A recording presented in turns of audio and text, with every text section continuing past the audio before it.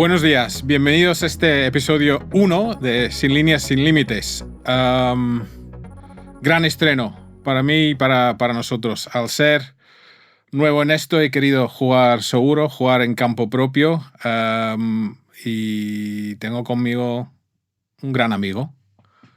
Un gran amigo que pues, ha sido auditor externo, auditor interno, oficial de cumplimiento, gestor de riesgos, creo que también, consejero ejecutivo, senior advisor, un montón de cosas muy relevantes.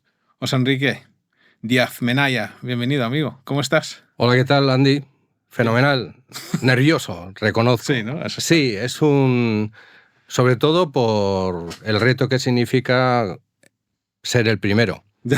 Por lo tanto, siempre tendrás oportunidad de mejorar, seguro. Pues nada, bien, bienvenidos.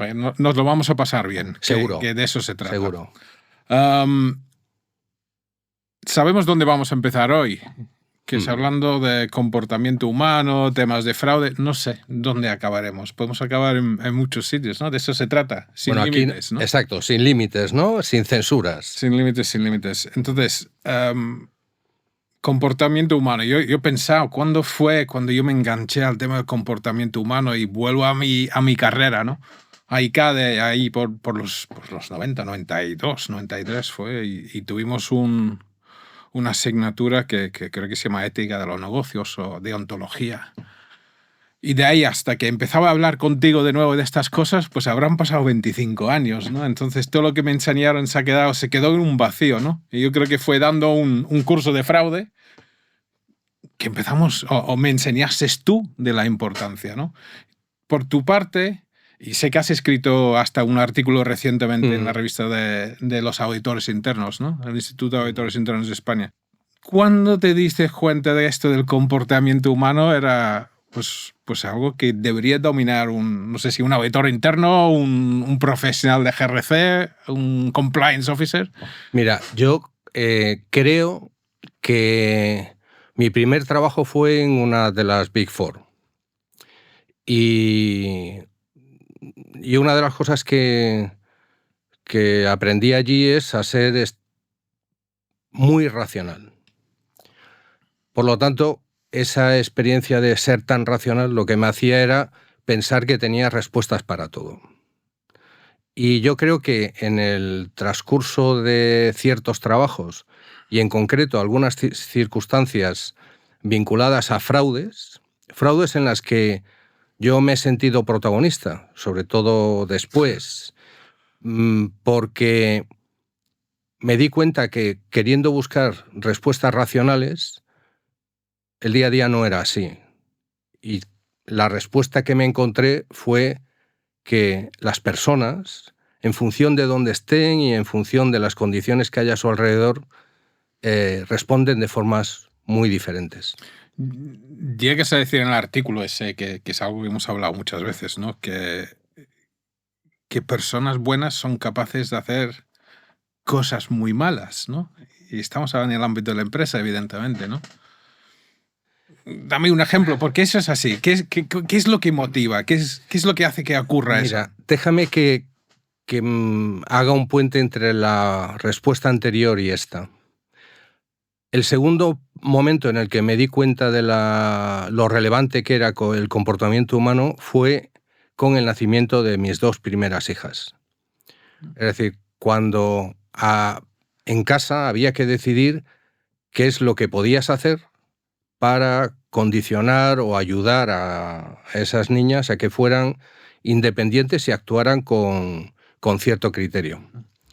Y descubrí que, y ahora lo tengo súper contrastado, tú puedes intentar que las cosas vayan por un sitio, pero las personas tienen autonomía de conciencia y autonomía de actuación. Entonces yo recuerdo que con mi hija mayor, cuando empezó a salir, yo me acuerdo que lo primero que le decía era cuidado con el alcohol, cuidado con los que son buenos, cuidado con los que son malos. ¿Por qué? Porque yo lo único que veía eran miedos que le podían generar a ella unas circunstancias negativas para ella. Mi intención al final, ¿qué era? pues gestionar esos comportamientos de ella y generar un comportamiento de ella hacia los demás. Al final descubrí que los rollos que yo le soltaba eran resultado de mis miedos, no de sus necesidades. Hasta que descubrí una frase que seguro que os puede parecer estúpida, pero a mí me funcionó y hoy en día me sigue funcionando, es: no hagas daño y no dejes que te hagan daño. Es decir, un mensaje para mí muy corto, pero que refleja la necesidad de que depende de ti lo que vas a hacer, pero estás condicionado por el entorno. Ah, Y ahí viene esa segunda parte de por qué las personas buenas pueden hacer cosas malas. Porque por mucha autonomía que tengamos, por mucha capacidad de criterio que tengamos, por muy buenas personas que seamos, y perdona que utilice una expresión muy de gallego, depende las circunstancias.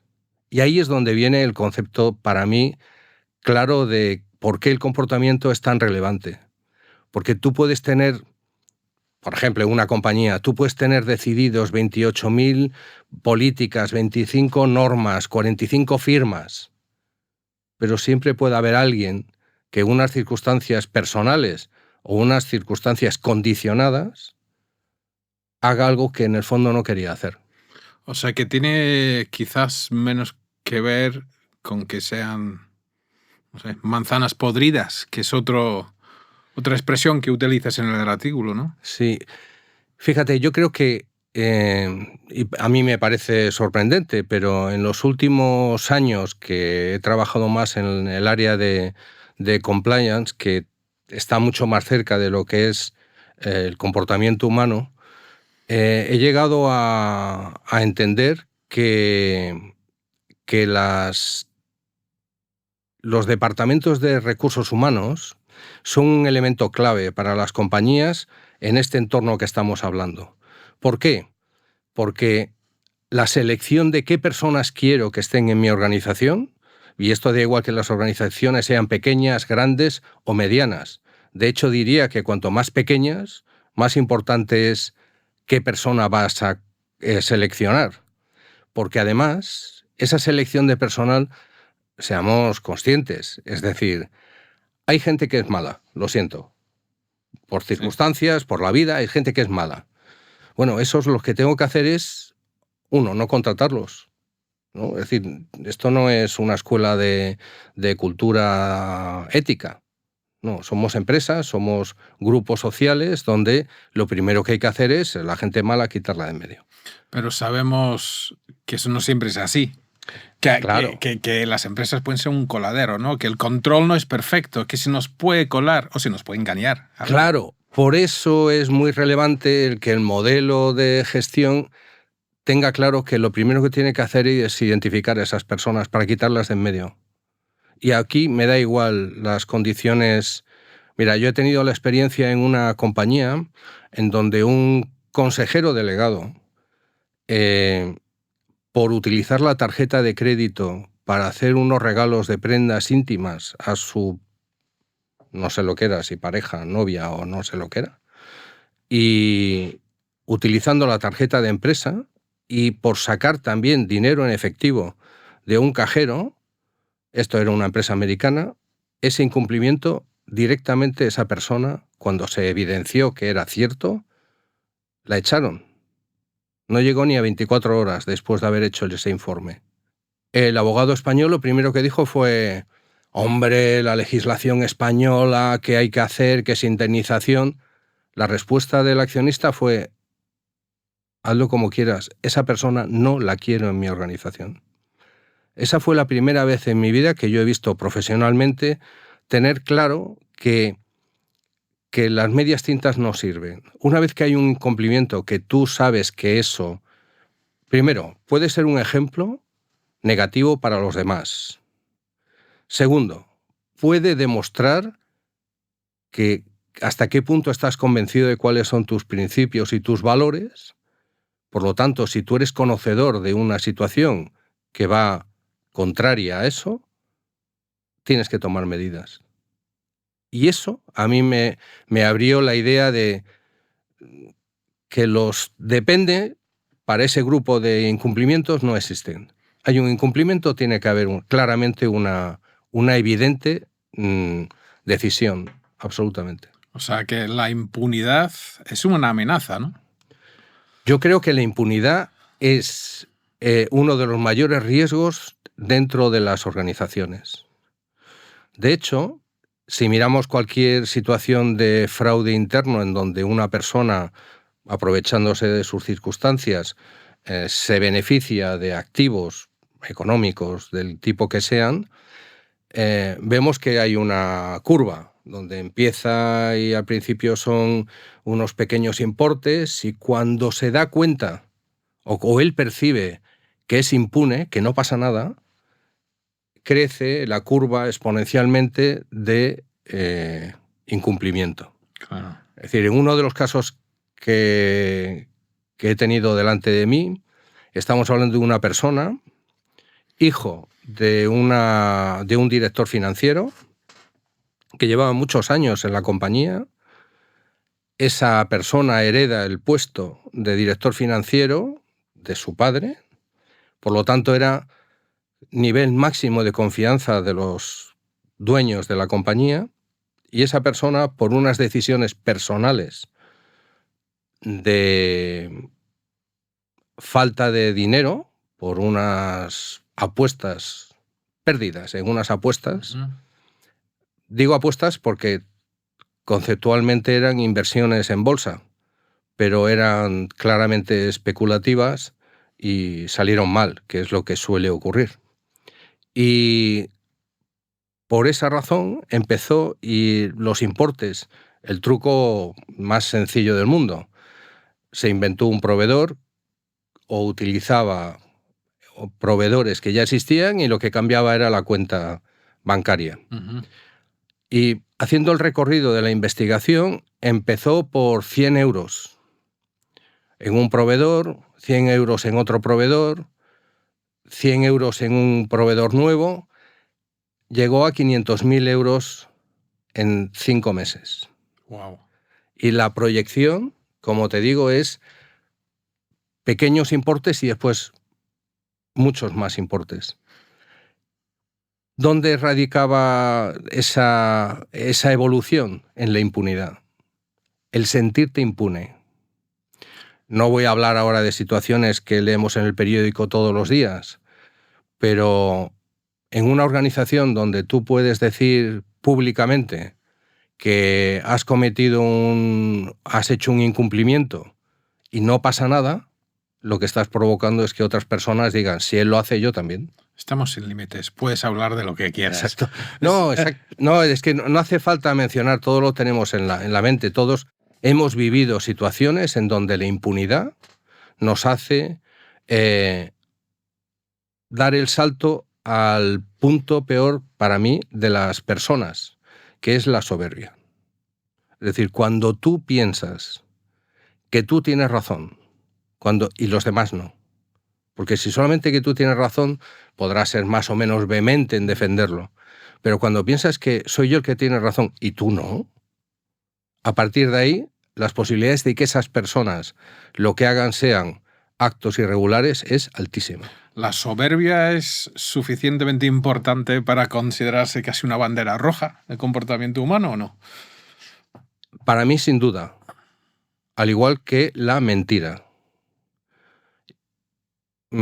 Igual que no creo que haya fraudes, o sea, el robar 100 euros para mí es lo mismo que robar 1 millón de euros.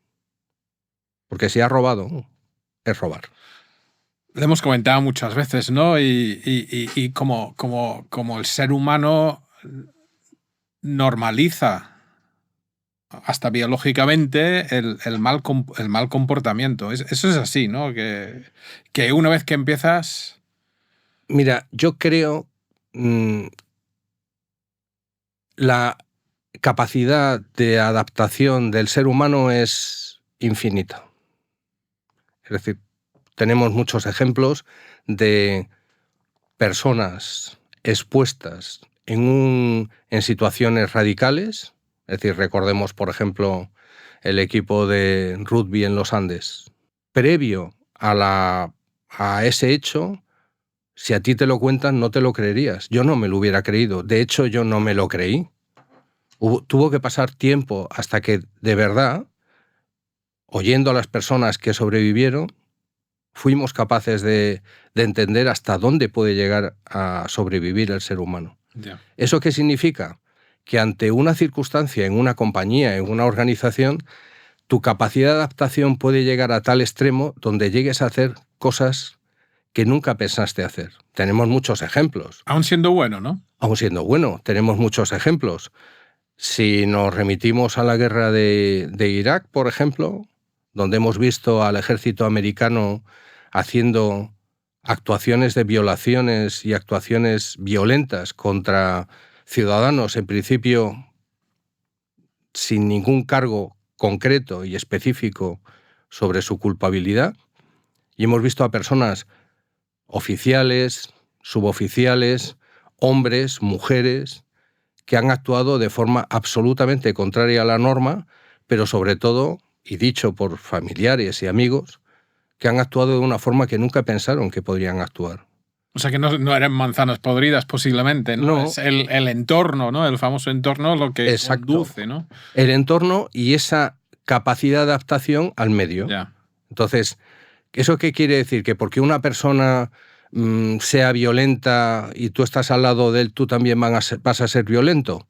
Bueno, si no hay esas medidas de restricción y de gobierno, muy posiblemente sí.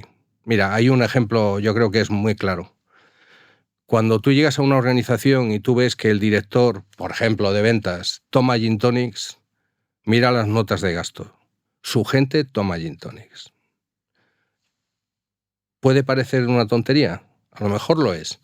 Mi experiencia dice que si él toma gin tonics, los demás también toman gin tonics. ¿Por qué? Por imitación, porque hay una relación de grupo, porque hay un proceso de imitación. Si el jefe va a sitios de lucecitas, pues los demás también irán a sitios de lucecitas. De hecho, una práctica muy habitual es que el jefe es el que invita, entre comillas, y el subordinado paga. Por eso es tan importante, por ejemplo, en los procedimientos de control, que el que pague siempre sea el de mayor rango, no el de menor. Cosa que en muchas compañías no es así.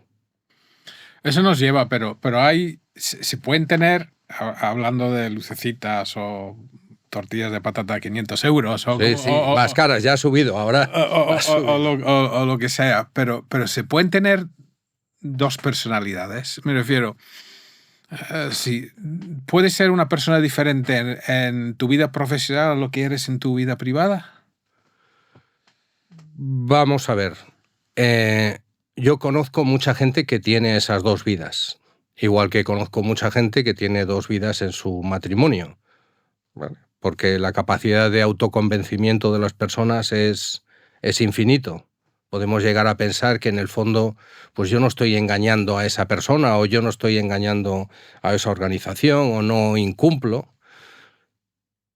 Pero yo creo que parte de los problemas que tenemos en el día a día las personas, ese nivel de insatisfacción, es que es muy difícil gobernar esas dos vidas. Por lo tanto, hay una que prevalece. Y esa que prevalece es la que te genera la tensión con la otra. Y tienes que tener muy buena memoria, y hay que ser muy hábil, y hay que ser quizá más inteligente para hacer el mal que para hacer el bien. Ya, entiendo. Yo siempre lo he dicho, cerca en mi entorno personal, conozco dos personas que claramente son mentirosas. Lo siento, son así. No voy a. No eres tú, no eres tú, claramente no. Y una de ellas es muy inteligente y tiene muy buena memoria. Y otra no. Entonces, ¿qué me ocurre? Con ese espíritu auditor escéptico, cuando haces la segunda pregunta, esa persona que tiene muy buena memoria sale a la segunda y hasta la tercera pregunta. La otra persona, a la primera pregunta, ya está reconociendo es mentira. Entonces, como dice mi mujer, hay personas a las que es mejor no preguntarles, porque me van a mentir, entonces ya no pregunto. Claro. Y eso, creo que hay personas que son capaces de convivir en esa doble vida, aunque sinceramente creo que el equilibrio de esas personas es tremendamente difícil. Supongo que al final, y por experiencias personales, no se puede convivir así. Yeah. Llegas a No se puede mencionar en convivir. el artículo y lo hemos comentado muchas veces, y la experiencia es un grado, ¿no? Mm. Que no has sabido ver ciertos comportamientos que hoy sí para ti serían casi bandera roja de que algo no está bien en la empresa, ¿no? ¿Tienes algún ejemplo Sí, interesante, no? sí. Vamos a ver. Varios ejemplos. Déjame que me centre en uno. Primero, creo que lo ponía en el propio artículo. No sé si he sido culpable, pero sí he sido responsable. Es decir, conocido y visto las circunstancias de lo que ocurrió, lo tenía que haber visto desde el principio. Y os voy a poner un ejemplo. Una compañía pequeña, con una imagen de marca origen holandesa, que de pronto contrata un director comercial que viene de una gran superficie y le vende, entre comillas, a esa compañía que van a hacer, van a vender en esa gran superficie de la que él procede, van a vender equipos de música que vamos a comprar en China, o depende cuál sea, o Japón, algunos, depende, vamos a comprar. Le vamos a cambiar el nombre, le vamos a hacer un nombre para esa gran superficie y vamos a vender miles de equipos. Porque tenía tres conocimientos fundamentales. Uno, conocía el medio, es decir, conocía el mundo del retail. Segundo, conocía esa gran superficie. Y tercero, estaba dando la oportunidad a una compañía a generar un negocio, una línea de negocio nueva. Hasta ahí todo aparentemente bien.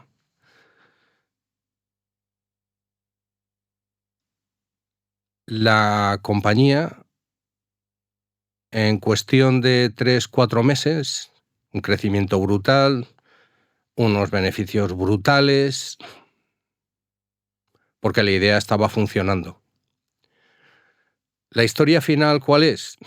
Que funcionó durante un par de meses, nada más. El resto era el argumento que esta persona había vendido y de la cual él se llevaba una comisión por unidad vendida, no cobrada, sino vendida, y había sido capaz de comprar un volumen tan alto para conseguir un buen precio que al final él los tenía escondidos en unos almacenes y entonces había todo el circuito. La venta era falsa, las existencias, como no se había vendido el producto, había que esconder la mercancía, pero había que pagar, bueno, todo ese círculo. Y ese señor consiguió que durante casi un año y pico se generaran negocios, se vendieran un montón de unidades. Involucró al tesorero porque hacía falta hacer pagarés falsos. Todo eso fueron, y no dinero de ahora, más de 5 millones de euros. Yo estaba allí desde el principio, lo vi llegar y lo vi marcharse y tuve que declarar en un juicio. Y mostraba ese personaje ¿Alguna característica? ¿Tenías Pues, alguna bandera roja, alguna sospecha por su comportamiento? pues la primera bandera roja es que había llegado a un sitio pequeño y les había vendido el mundo de Willy Fogg. Ya. Segundo, era el único que sabía del tema porque los demás no sabían. Tercero, había establecido un nivel de retribución donde pasara lo que pasara, él salía ganando. De hecho, en el juicio final, él no salió culpable, porque todo el importe que él se llevó de comisiones, que siempre iban por delante, estaba en el acuerdo fijado, era por unidad vendida. Entonces, no cobrada. Entonces, las cosas no se llegaron a cobrar. Pero el fundamental era que él tenía un conocimiento que los demás no tenían. Ya. De tal forma que el poder del conocimiento, unido a que él había sido el que había generado la expectativa, él era el único que controlaba, era muy sencillo. ¿Tenía que ser obligatoriamente así? Quizá no. Pero es que desde el principio la falta de control, la falta de supervisión por parte de terceros, la falta de conocimiento por el resto de la organización para controlar a esa persona,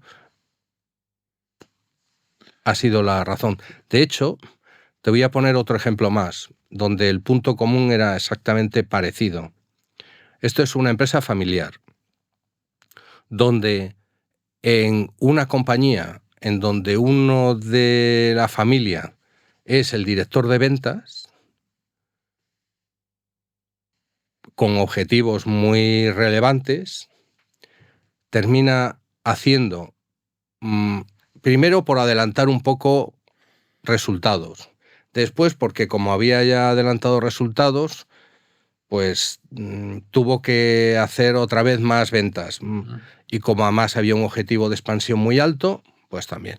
Pues en ese caso, algo parecido, porque el nivel de confianza que había, puesto que era un familiar, era tan alto que no había supervisión ninguna sobre esa persona.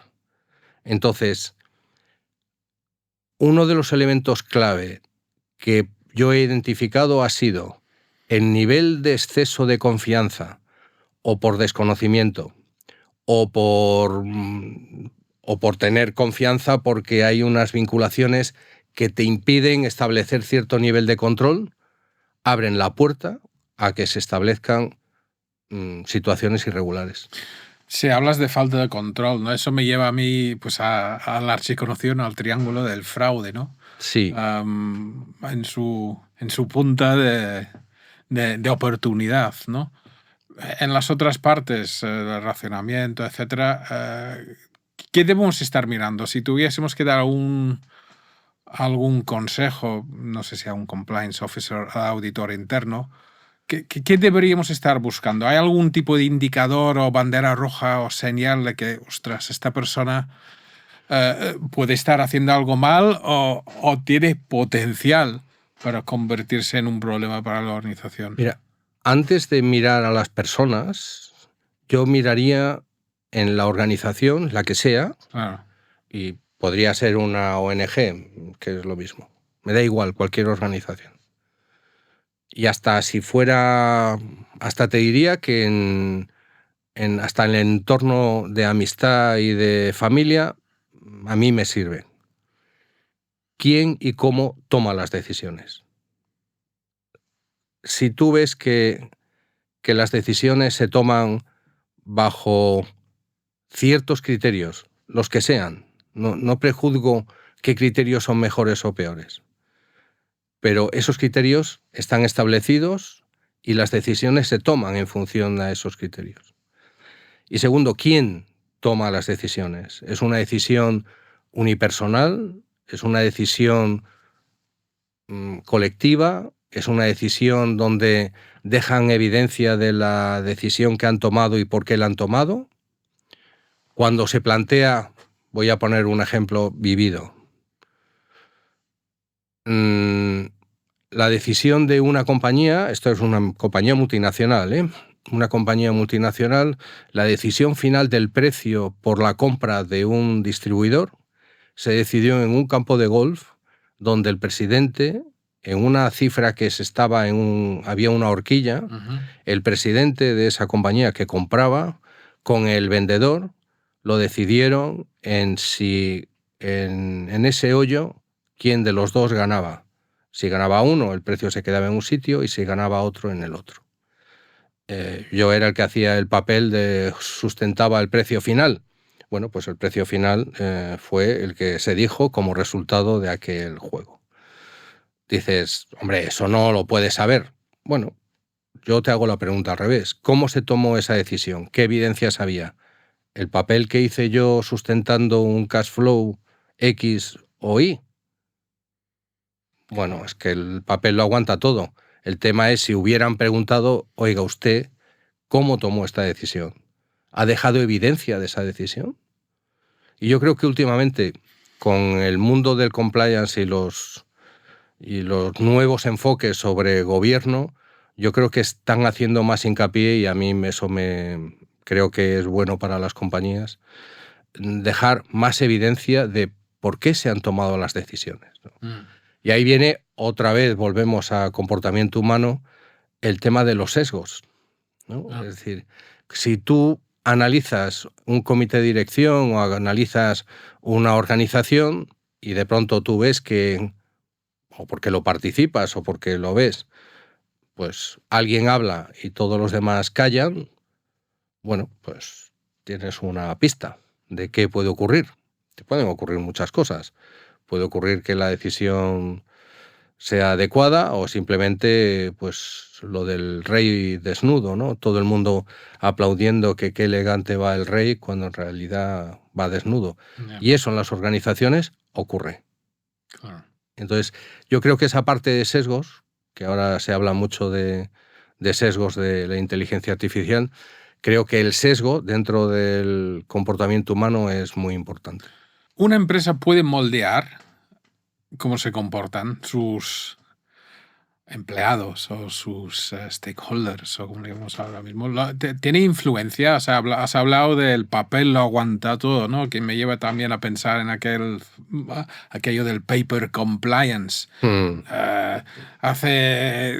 Y lo sabemos tú y yo, hace 10 años nadie tiene o tenía un código ético en su empresa, o muy pocas empresas.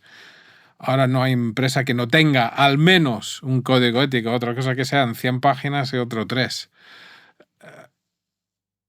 ¿Ha servido de algo para moldear y cambiar las empresas por dentro?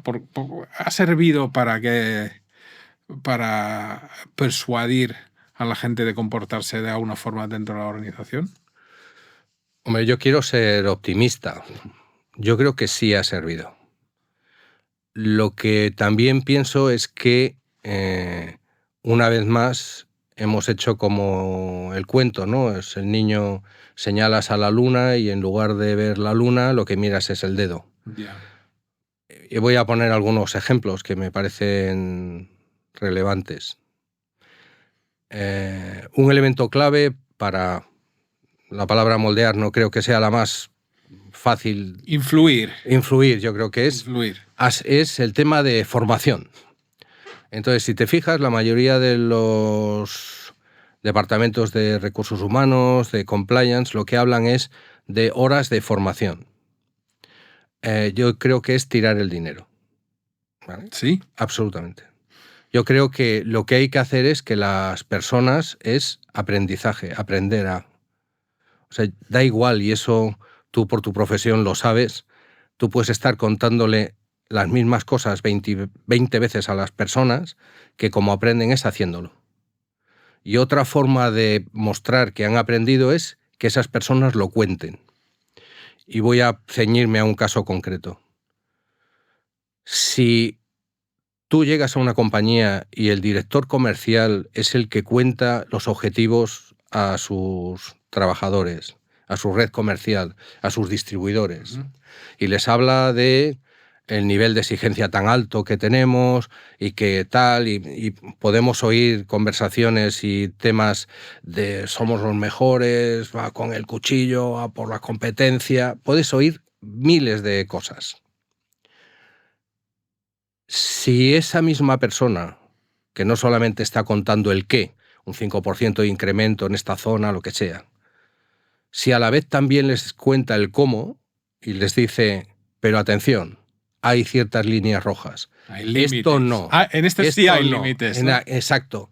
Sí, porque no es el qué solo, es el cómo. Claro. Si esa misma persona que cuenta el qué cuenta el cómo, para mí tiene más garantía que si, como suele ocurrir, el director comercial en la reunión comercial habla de objetivos comerciales y después aterriza una persona que es el compliance officer donde dice, por cierto, y les hace un recordatorio de las cosas que no se pueden hacer o de los riesgos de cometer.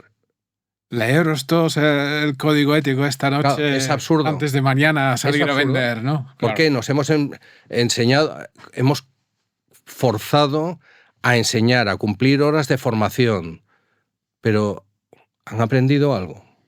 Y la única forma que yo creo no es ni siquiera el examen, y tú eso lo sabes, tenemos miles de ejemplos de áreas de negocio en donde se deja evidencia de haber aprendido algo de un curso sobre los temas que sean. Titulitis, famoso, ¿no? Y decimos, como ha resuelto 28 preguntas y las ha acertado todas, ha aprendido.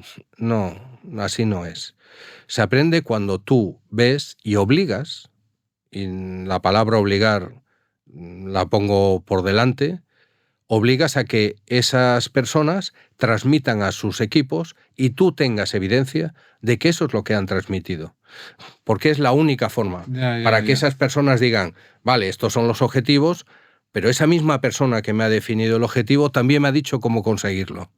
Si la fuente del qué y la fuente del cómo están disociados, no funciona.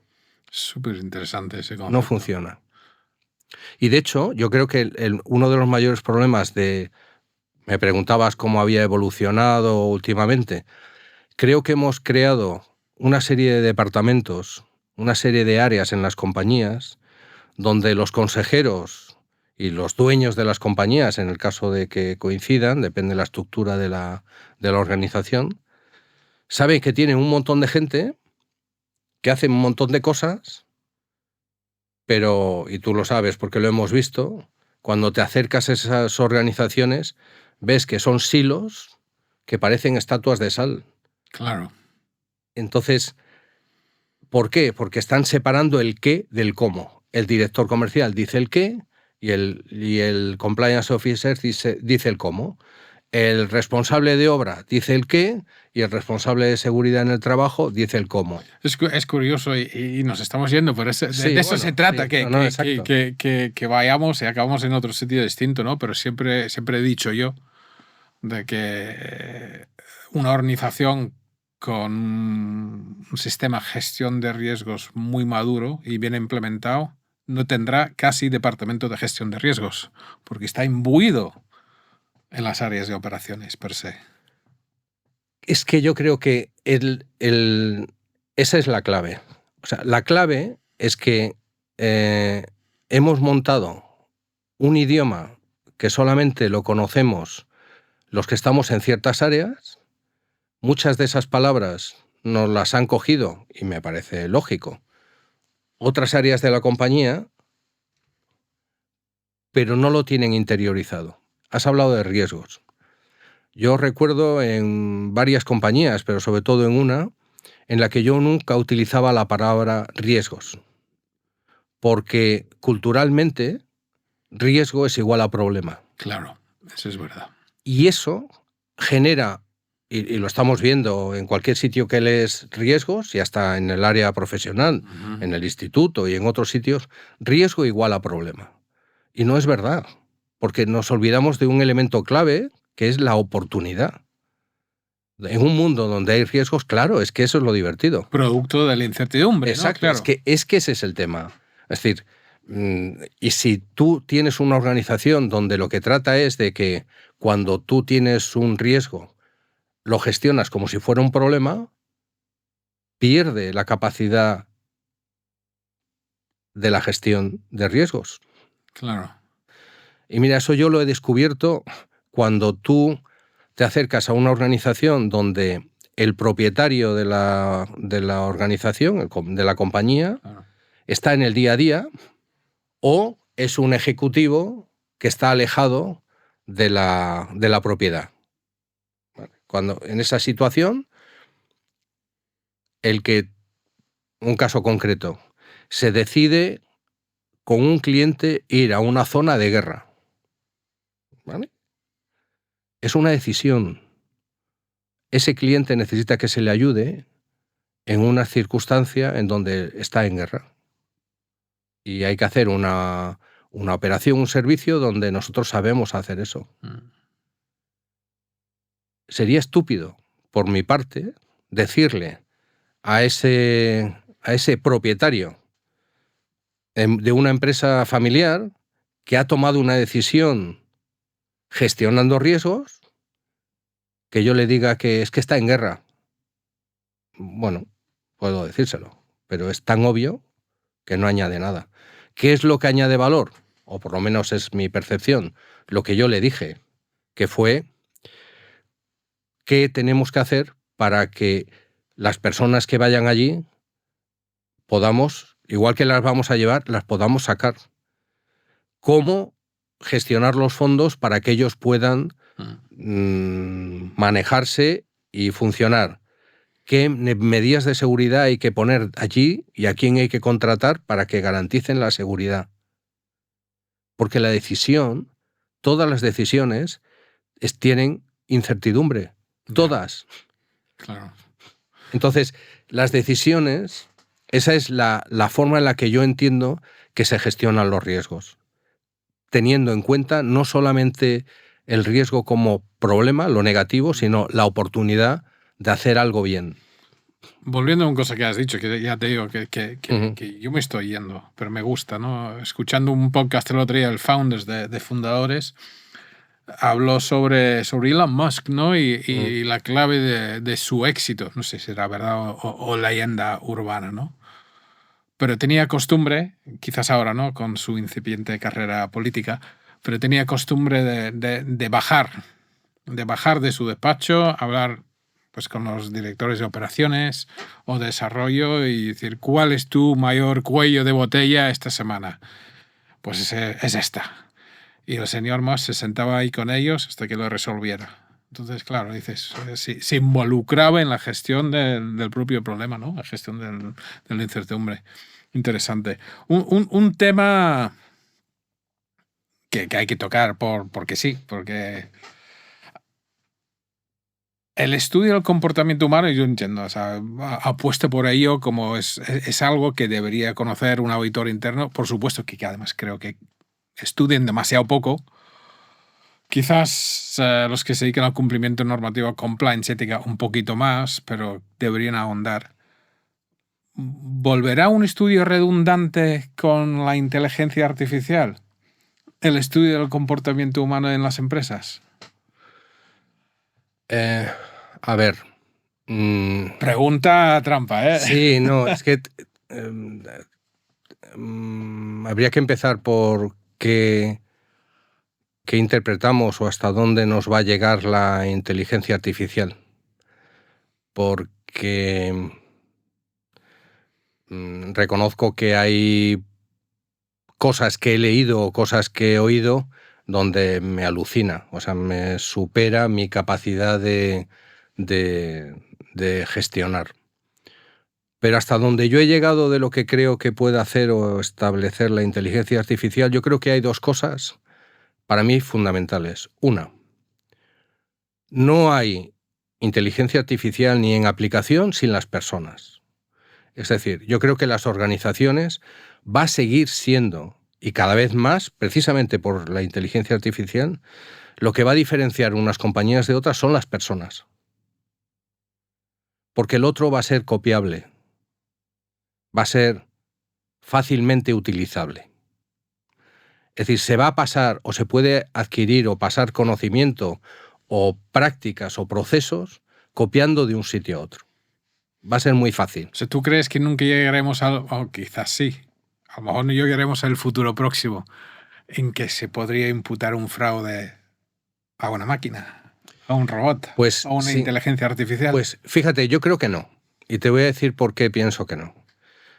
Yo creo que la importancia de las personas radica en que a la inteligencia artificial lo que hay que hacer es saber preguntarle.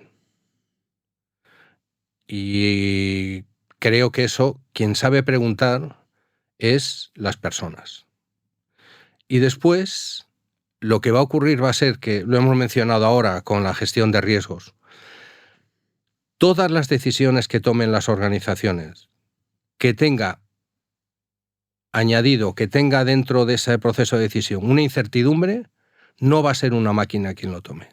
La máquina va a tomar decisiones que no tengan incertidumbre, es decir, 2 más 2 son 4.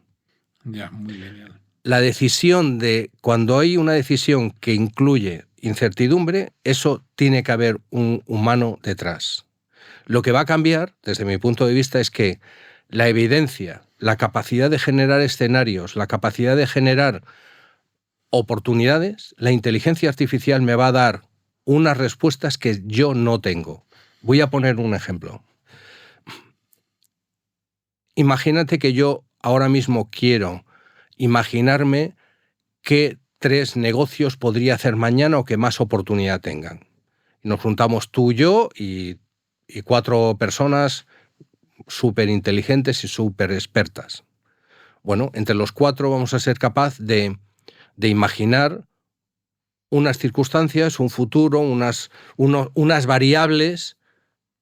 Bueno, imagínate, ¿seremos capaces de hacer 50 variables? Perfecto. Si utilizamos inteligencia artificial, puede que haya 1.500 variables. 250 oportunidades más de lo que yo soy capaz de hacer, porque nuestro conocimiento está limitado por la suma de nosotros 4.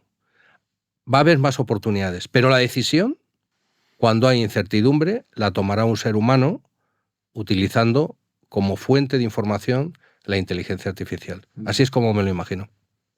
O sea que hay futuro, ¿no? Todavía para la ciencia de... Creo que hay más futuro todavía. comportamiento. Yo creo que una de las cosas que tú y yo hemos compartido más de una vez, me gestiona rechazo, o sea, me afecta, y me ocurre no solamente en mi casa, sino en mi entorno personal y profesional, cuando alguien dice no sé.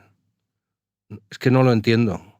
Es que entras en Google y ya sabes qué es una palabra, ya sabes lo que es un país, o dónde está, o quién es una persona. No puedes decir no sé. Una empresa no puede decir no sé. Un colectivo, en nuestro caso, que intentamos ayudar a las organizaciones a hacer las cosas mejor, no podemos decir no sé. Y la inteligencia artificial nos está ayudando a que... ¿Cómo que no sé? Claro que sé. Puedo saber. Y yo creo que eso es lo que va a aportar. Va a ser más relevante la actitud de las personas con C que la aptitud con P. Ya. Yo lo veo así.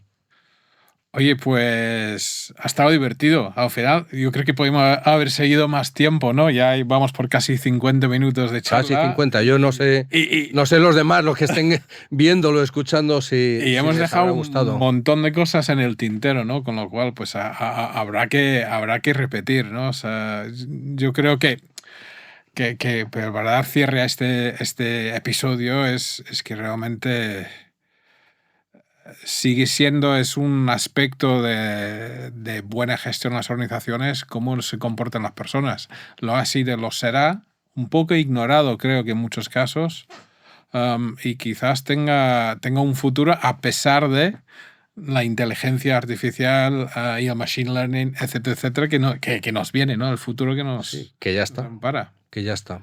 Pues ha sido un placer este rato que hemos estado juntos, y la próxima vez con un gin tonic. Eso está muy bien. Encantados. Muchas gracias a todos los que nos habéis seguido, escuchado o visto. Tendremos otro episodio para el próximo mes de febrero, con lo cual os invito a a darnos un like en las redes sociales y a suscribiros pues, a vuestros canales preferidos. Muchas gracias, hasta la próxima.